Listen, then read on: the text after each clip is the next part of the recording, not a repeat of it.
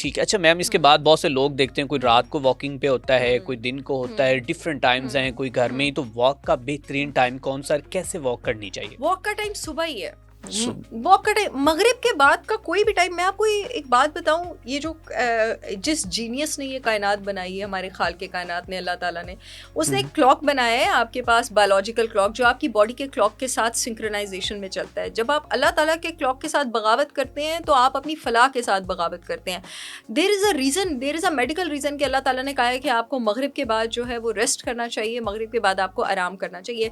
रात के time plants carbon dioxide छोड़े होते हैं, आप बाहर क्या कार्बन डाइऑक्साइड सूंघने जा रहे हैं, क्या करने जा रहे हैं आप वॉक करने। सुबह के टाइम फजर के बाद जो है प्लांट्स ऑक्सीजन छोड़े होते हैं, उस वक्त अगर आप वॉक करेंगे आपके इंसुलिन लेवल्स भी रेगुलेट होंगे, आपके स्ट्रेस हार्मोन लेवल्स जो हैं वो भी रेगुलेट होंगे। अच्छा मैम, इसके बाद ये बताइएगा, वॉक के बाद अगर सोने की टाइमिंग जो है वो क्या बेहतरीन जो है वो होनी चाहिए? कौन सा वक्त, कितने बजे तक जो है वो बेहतर होना? आइडियल तरीन टाइम आपके पास सोने का रात को 8 से 9 के बीच होना चाहिए। ओके। और उससे पहले कोशिश करें कि स्क्रीन, चाहे आप, क्योंकि अब माशाल्लाह बहुत सारे लोग स्क्रीन के थ्रू कमाते हैं और ये बहुत अच्छी बात है। आप अगर स्क्रीन के थ्रू कमाते भी हैं तो कोशिश करें कि 5-6 बजे आप अपनी स्क्रीन छोड़ दें। 9 बजे तक मैक्सिमम 9 बजे तक you should be on bed.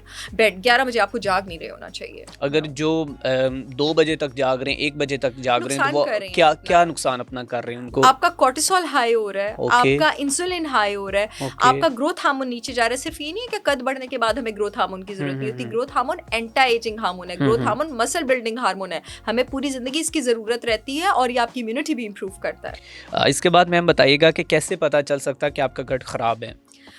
जो सबसे इब्तदाई चीज़ होती है ना आपके पास, वो आपके पास खट्टे डिकार होते हैं, यानी स्टमक आप में आपका एसिड कम हो रहा है, आपके पास ब्लोटिंग होती है। अगर खाने के फौरन 1-1.5 घंटे बाद आपको ब्लोटिंग हो रही है, इसका मतलब है स्टमक में एसिड कम है। अगर 4-5 घंटे बाद ब्लोटिंग हो रही है, इसका मतलब है लिवर जो है वो बाइल ठीक सेक्रेट नहीं कर रहा है, यानी चिकनाई हजम नहीं हो रही है। फौरन ब्लोटिंग होती है, प्रोटीन हजम नहीं हो रही, 2-3 घंटे बाद होती है, चिकनाई हजम नहीं हो रही है। आपका स्टूल जो है, या तो आपको कॉन्स्टिपेशन रहना शुरू हो गया है, यानी बाइल कम हो रहा है, या आपको बहुत डायरिया होना शुरू हो गया है, यानी या तो डाइजेस्टिव एंजाइम्स पेंक्रियाज के कम हो रहे हैं, या फिर आपके पास बाइल की जो है वो ज्यादती हो गई है।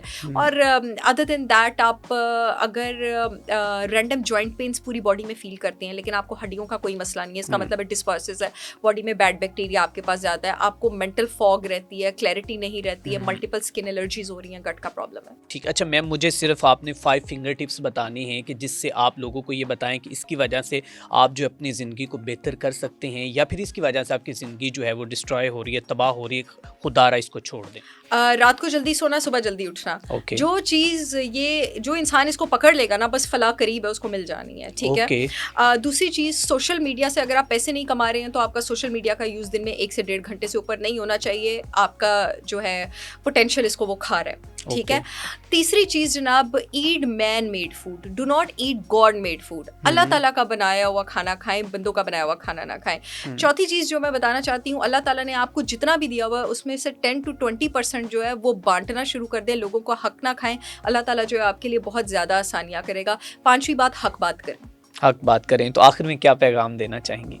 मुझे अपनी दुआ में याद रखें। तो हमें